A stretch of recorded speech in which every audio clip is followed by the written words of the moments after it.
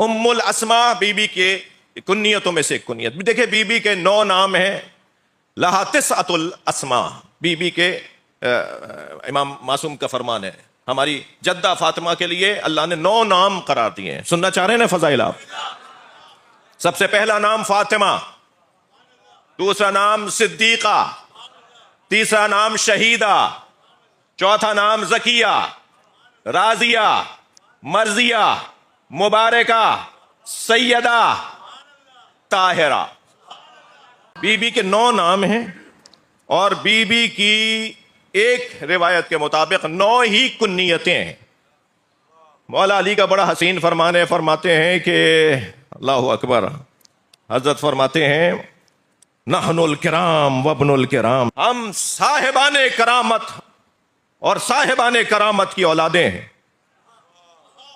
وَالطِّفْلُنَا فِي الْمَهْدِ يُكَنَّا, ہمارے بچوں کو گہوارے میں کنیت سے پکارا جاتا. ہمارا بچہ گہوارے میں کنیت سے پکارا جاتا ہے. بی بی کی کنیتوں میں ایک کنیت ہے ام الحنا. حنا فَكُلُوا هَنِيًّا مَرِيًّا, قرآن مجید کی آیت. جب جنت میں جنتی پہنچیں گے تو کہا جائے گا خوب لذیذ لذیذ کھانے, بہت ہی خوشگوار غذائیں, کھاؤ پیو آرام کرو, چین سے اس جگہ کے اوپر ان غذاؤں سے محظوظ ہو اور لذت اٹھاؤ. ہنی خوشگواری, سکون, چین, جسے کھانے کے بعد منفی اثر نہ ہوتا ہو. دنیاوی کھانوں میں اور اخروی کھانوں میں ایک فرق یہی ہے, یہاں دنیا میں آپ اور میں جو کچھ کھائیں گے کچھ دیر کے بعد اس کا ایک اثر ہوگا, لیکن جنت کے کھانوں کا وہ منفی اثر نہیں ہے, جسے کھانے کے بعد انسان کو چین اور سکون نصیب ہوتا ہے, صرف چین ہی چین نصیب ہوتا ہے, وہ جنت کی غذائیں. تو جو جنت کی غذاؤں, اچھا دیکھیں ماکولات اور مشروبات صرف مادی نہیں ہوتے, ماکولات اور مشروبات معنوی بھی ہوتے ہیں. صرف یہ پانی, مشروب, یہ شربت, یہ روٹی, یہ ماکول, یہ صرف مادی چیزیں, مادی ہی ماکول اور غذائیں اور مشروبات صرف مادی ہی نہیں ہوتے, معنوی بھی ہوتے ہیں. کتنے لوگوں کو آپ نے دیکھا ہوگا کہ مصیبت کی خبر سن کے ایک مرتبہ ان کا بلڈ پریشر لو ہونا شروع ہوا, گرے اور مر گئے. یہ جو خبر سنی ہے یہ ان کی روح نے کچھ لیا ہے, یہ معقول معنوی ہے. ان کی روح نے غذا لی ہے, اس غذا کی وجہ سے ان کے اوپر ایک اثر ہوا ہے اور یہ مر گئے یا بے ہوش ہو گئے یا کسی اور مشکل میں آ گئے. ایسا ہی ہے. اور ایک مرتبہ اچھی خبر سننے کے بعد, جی اب اس اچھی خبر سننے کے بعد ایسی خوشی کہ نہ ان کو کھانے میں دل لگ رہا ہے, نہ انہیں پانی کا کوئی خیال ہے, اسی غذا کے اوپر جیے جا رہے ہیں. تو معنوی اعتبار سے معقولات اور مشروبات بھی ہیں. یہ جو جناب زہرا کا لقب ہے نا ام الحنا, یہ بی بی وہ بی بی ہے جو کبھی علی کو تازگی عطا کرتی ہے, کبھی نبی کو تازگی عطا کرتی ہیں. اور روایت کہتی ہے, سنی علماء نے لکھا ہے کہ نبی مکرم جناب زہرا کو سونگھتے تھے. تو ایک زوجہ نے پوچھ لیا, یا رسول اللہ لوگ تو اپنے بچوں کا بوسہ دیتے ہیں, بوسہ لیتے ہیں اپنے بچوں کا, یہ آپ سونگھتے کیوں ہیں؟ تو فرمانے لگے جب میں فاطمہ کو سونگھتا ہوں تو مجھے جنت کے پھلوں کا ذائقہ آنے لگتا ہے. توجہ کر لیا آپ نے. بی بی کے القاب میں ایک لقب ام الابرار, ام النجبہ, ام القرآن, ام الفضائل.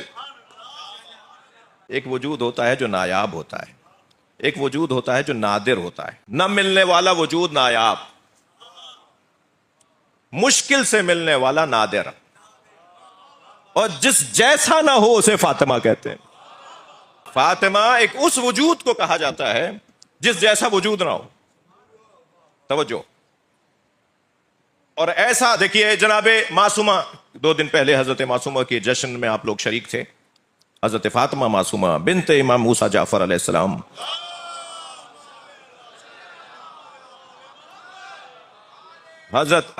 حضرت کی شادی نہیں ہوئی کیونکہ حضرت جیسا وجود نہیں تھا, اور جیسا وجود تھا بھی تو وہ بھائی تھا. مولا امام رضا تھے ان جیسے تو وہ بھائی تھے. حضرت مریم کے زمانے میں ان جیسا وجود نہیں تھا تو ان کی بھی شادی نہیں ہوئی. ان جیسا وجود تھا تو وہ بیٹا تھا. حضرت زہرا کے لیے بھی اگر علی نہ ہوتے، جناب زہرا کے لیے بھی کوئی شوہر نہ ہوتا. یہ میں نہیں کہہ رہا، یہ حدیث ہے جو آپ کے سامنے دوہرا رہا ہوں. لولا علی لما کانا لفاطمۃ کف علی وجہ الارض آدم فمن دونا. لولا علی لما کانا لفاطمۃ کف علی وجہ الارض. اگر علی نہ ہوتے تو فاطمہ کا کوئی شوہر نہ ہوتا، کوئی برابر نہ ہوتا، کوئی فاطمہ جیسا نہ ہوتا. اگر علی نہ ہوتے، یہ اگر علی نہ ہوتے تو فاطمہ کا کوئی شوہر نہ ہوتا. یہ جناب زہرا کی فضیلت ہے یا مولا علی کی؟ خانہ کعبہ میں مولا کی ولادت علی کی فضیلت نہیں ہے، کعبے کی فضیلت. ممبر رسول پر بیٹھنا یہ علی کی فضیلت نہیں ہے، یہ ممبر کی فضیلت ہے. توجہ ہے؟ مگر فاطمہ کا شوہر ہونا یہ علی کی فضیلت. اور بڑے فخر کے ساتھ مولا اس بات کو دہراتے تھے کہ میں کون ہوں. خاص طور پہ جب شام کا ایک خط آیا اور خط تھا وہ منظوم، مولا نے جواب دیا تو حضرت نے فرمایا کہ وَبِنْتُ مُحَمَّدٍ سُكْنَا وَعُرْسَا، میں نبی کی بیٹی کا شوہر ہوں. علی مولا فخر کرتے ہیں کہ میں فاطمہ کا شوہر ہوں، میں سیدہ کا شوہر ہوں. اگر علی نہ ہوتے تو سیدہ کا کوئی شوہر نہ ہوتا. آدم فمن دونا. آدم علیہ السلام کا ذکر کر کے، اچھا یہ قول تو نبی کا ہے مگر اسے سلسلۃ الذہب کے طور پر نقل کرتے ہوئے امام صادق نے ہماری رہنمائی فرمائی. جی تو اگر علی نہ ہوتے تو فاطمہ کا کوئی شوہر نہ ہوتا. آدم فمن دونا، آدم اور آدم کے علاوہ. جی کیوں حضرت آدم کا ذکر کیا ہے معصوم نے؟ جی دادا پہ تو پوتی حرام ہے. جی حضرت آدم کا ذکر کیوں کیا ہے؟ اس کو رہنے دیجئے، کسی اور موقع پر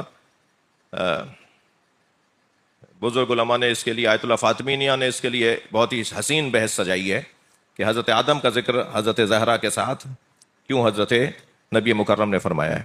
مگر اتنا ضرور ہے کہ آدم اور فمن دونا کہہ کر یہ اعلان کر دیا کہ اول سے آخر تک، یعنی اس پوری کائنات میں آدم علیہ السلام سے لے کر اور آخری زمانے کے آخری کسی فرد تک کوئی بھی اس قابل نہیں ہے کہ فاطمہ کا شوہر ہو سکے. ایک تو یہ پیغام ہے. اور اگر کسی اور نبی کا نام لے دیا ہوتا نبی مکرم نے تو ان سے پہلے نبیوں کے لیے گنجائش نکل آتی. لیکن سب سے پہلے نبی کا ذکر کر کے یہ طے کر دیا کہ اس پوری کائنات میں جناب زہرا کا کوئی ہمسر نہیں ہے.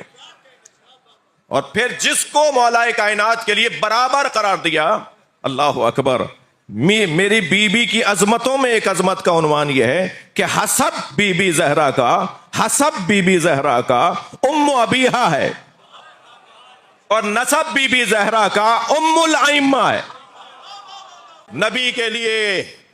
نبی کے لیے پناہ گاہ جناب زہرا کی ذات، مولا علی کے لیے پناہ گاہ جناب زہرا کی ذات. امام حسین اور امام زمانہ تو ویسے ہی بی بی کے وجود کی برکت ہے. عجیب جملہ ہے، انفذ بما امرت کا بہی فاطمہ. اے علی، میری فاطمہ جو حکم دے اسے مانو، اس پر عمل کرو. شاید یہ بی بی کے لیے نبی مکرم کا فرمان دروازے پر جانے سے متعلق ہے. گھر میں مرد ہو اور گھر کی خاتون دروازے پر چلی جائے تو یہ اسی وقت ممکن ہے کہ جب جناب زہرا کے پاس یہ عظمت ہو کہ جو فاطمہ حکم دے اسے مان لو. اللہ اسی دنیا میں ایک ایسا ماحول بنائے گا کہ جس ماحول میں کوئی شخص بھی ایسا نہیں ملے گا جو علی کے دروازے پہ نہ ہو. یعنی سب کو بالآخر اہل بیت کے دروازے پر آنا ہے، اسی دنیا میں آنا ہے، اسی زندگی میں آنا ہے، اسی دنیاوی حیات کے اندر سب کو اہل بیت کے دروازے پر آنا ہے. وہ جو سب کو اہل بیت کے دروازے پر آنا ہے اسے ظہور امام زمانہ کہا جاتا ہے. عقیدہ ظہور مہدویت، یہ در حقیقت سب اہل بیت کے چاہنے والے ہو جائیں گے، سب اہل بیت کے دروازے پر آ جائیں گے. کوئی دنیا میں نہیں ملے گا جو اہل بیت کا چاہنے والا نہ ہو. آپ آج ہیں تو آپ داعی کہلائیں گے اہل بیت کی طرف. یہ جو آج اہل بیت کے دروازے پر بیٹھے ہیں یہ داعی ہیں، یہ مبلغ ہیں، یہ میزبان ہیں نئے آنے والوں کے لیے. امام بارگاہ بڑے بڑے بنے تھے، اب چھوٹے پڑ رہے ہیں. یہ امام بارگاہ چھوٹے نہیں پڑ رہے، علی والوں میں اضافہ ہو رہا ہے. ہر سال ایک تعداد بڑھتی چلی جا رہی ہے، مسلسل اہل بیت کے چاہنے والوں میں اضافہ ہو رہا ہے. یہ در حقیقت وہی بشارت ہے جو اللہ نے دی ہے. سَيُجْزَوْنَ مَا كَانُوا يَعْمَلُونَ. صلوات پڑھے محمد و آل محمد. سب اسی دروازے پر آئیں گے. حجاج ابن یوسف دربار لگائے بیٹھا ہے، قاری قرآن بھی تھا، حافظ قرآن بھی تھا. الحمدللہ ہمارے حافظان قرآن کی تعداد میں روز بروز اضافہ ہے. لیکن بہرحال حافظان قرآن میں کچھ لوگ ایسے بھی ہیں جیسا حجاج ہے، اور شاید ایسے ہی حافظان اور قاریان قرآن کے لیے حدیث آئی ہے کہ رب تال القرآن والقرآن یلعنہ. کتنے ہی قاریان قرآن ہیں جس پہ خود قرآن لعنت کرتا ہے. حجاج ابن یوسف دربار سجائے بیٹھا ہے اور کہتا ہے کہ ایک آیت نے میری کمر توڑ دی، مجھے یہ آیت سمجھ میں نہیں آتی. تو وہاں بیٹھے ہوئے ایک مولا کے چاہنے والے نے، اب دیکھیے قومیات کے لوگ یہاں بیٹھے ہیں، اصل تو الاعمال بالنیات ہے نا بھائی. یعنی شبر بھائی اگر کسی میٹنگ میں جا رہے ہیں، مہدی بھائی اگر کسی میٹنگ میں جا رہے ہیں، مولانا حیدر عباس عابدی صاحب قبلہ تشریف فرما ہیں، تو فوراً تو یہ تہمت نہیں لگے گی کہ اس میٹنگ میں کیوں چلے گئے، وہاں نہیں جانا چاہیے. اول تو کیوں نہیں جانا چاہیے. ہم انبیاء اور ائمہ کے ماننے والے ہیں. ہر مشکل میدان میں اترو اور علی کی طرح اترو، علی کی سیرت کے مطابق اترو، اہل بیت کی سیرت کے مطابق اترو، علی مولا کی مرضی کے مطابق اترو. کیوں میدان چھوڑ دیں بھائی، کیوں میدان خالی چھوڑ دیں. اب ہر شخص کا اپنے آپ کو، اپنے مولا کو اپنا جواب دینا ہے. خود ہر شخص اپنے اوپر جج ہے، ہر شخص اپنے اوپر قاضی ہے.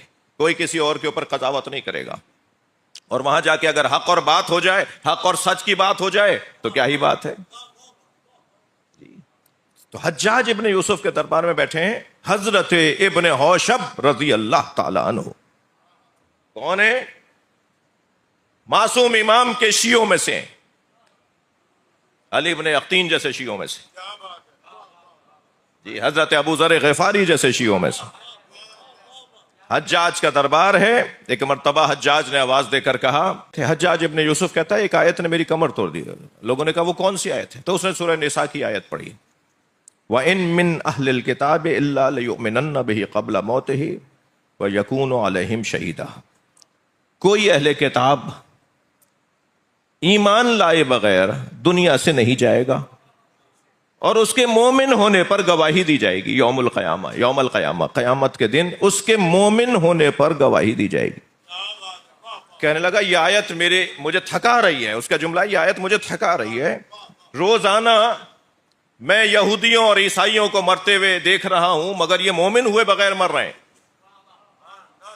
یعنی یہودی مر رہا ہے، عیسائی مر رہا ہے، یہ مومن ہوئے بغیر مر رہا ہے. اور قرآن یہ کہہ رہا ہے کہ کوئی اہل کتاب نہیں ہے مگر یہ کہ وہ مومن ہوئے بغیر نہیں مرے گا، مومن ہو کر مرے گا.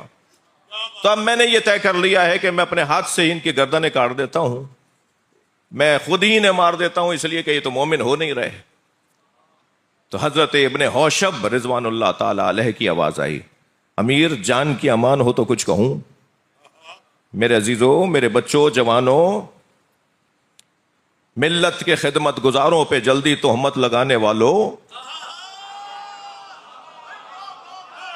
ائمہ اہل بیت کی سیرت کو پڑھو تاکہ تم ان ملت کی خدمت کرنے والوں کو کسی کا علیہ کار نہیں، خدمت گزار مانو. اب ابن ہوشب جیسا مولا کا صحابی حجاج کے دربار میں بیٹھا ہے. آج کا 2 گز کا لڑکا ہوتا تو کہتا کہ یہ بھی جا کر باغی ہو گیا, یہ بھی ایجنسیوں کے حوالے ہو گیا. ابن ہوشب کی آواز آئی, امیر اگر جان کی امان ہو تو کچھ کہوں. ابن ہوشب کے اس جملے پر حجاج ابن یوسف نے کہا, کہو کیا کہنا چاہتے ہو. کہا یہ تو آخری زمانے کی آیت ہے, یہ نازل ہی آخری زمانے کے لیے ہوئی ہے کہ جب حضرت مہدی ظہور فرمائیں گے اور ان کے پیچھے حضرت عیسیٰ نماز پڑھیں گے تو دنیا میں نہ کوئی یہودی رہے گا نہ عیسائی, سارے مومن ہو جائیں گے. تو کہنے لگا یہ بات کہاں سے لائے ہو, بات تو یہی ہے جو ہے, اس کے علاوہ اس آیت کا کوئی حل ہی نہیں ہے, تفسیر ہی نہیں ہے, یہ بات کہاں سے لائے ہو. تو پھر کہا پھر مجھے جان کی امان چاہیے. تو اس نے کہا میں نے جان کی امان دی. کہنے لگے محمد باقر نے بتایا. صلوات پڑھ لیں محمد و آل محمد پر.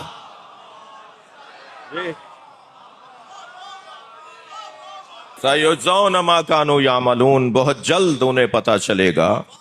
لہذا میں نے ایک جملہ عرض کیا کہ آج نہیں کل سب اسی دروازے پر آئیں گے.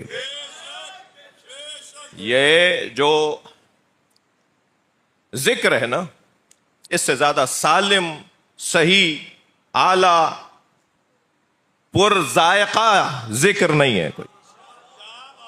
یہ آب گوارا ہے, یہ میٹھا پانی ہے. یہ ائمہ اہل بیت نے اپنے ذکر کو آب گوارا سے, میٹھے پانی سے تعبیر کیا.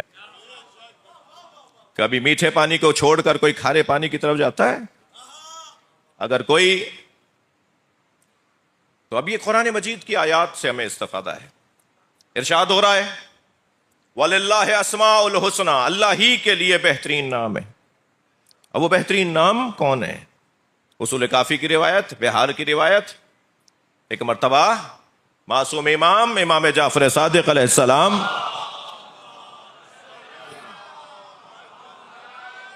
اپنے سینے پہ ہاتھ رکھ کے فرماتا نحنو اسماء الحسنى.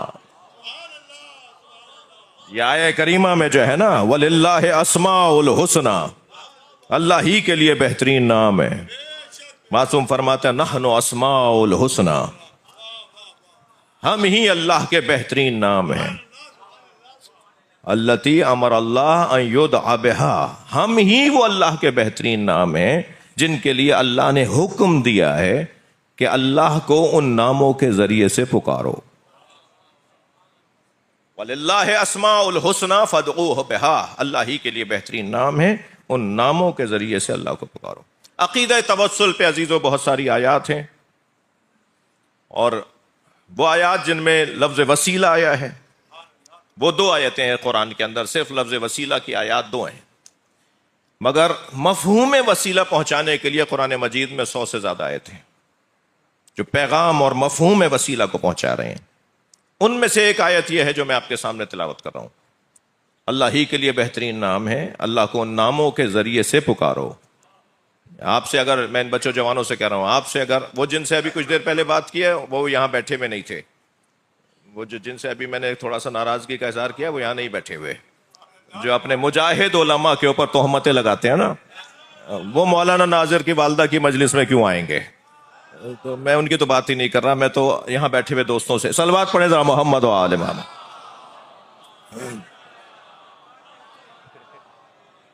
ابھی آپ نے پچھلے دنوں دیکھا نا جو کچھ ہوا اس کراچی شہر کے اندر, اور بہرحال ایک اور صلوات نبی کی ذات میں, اللہم صل علی محمد و آل محمد.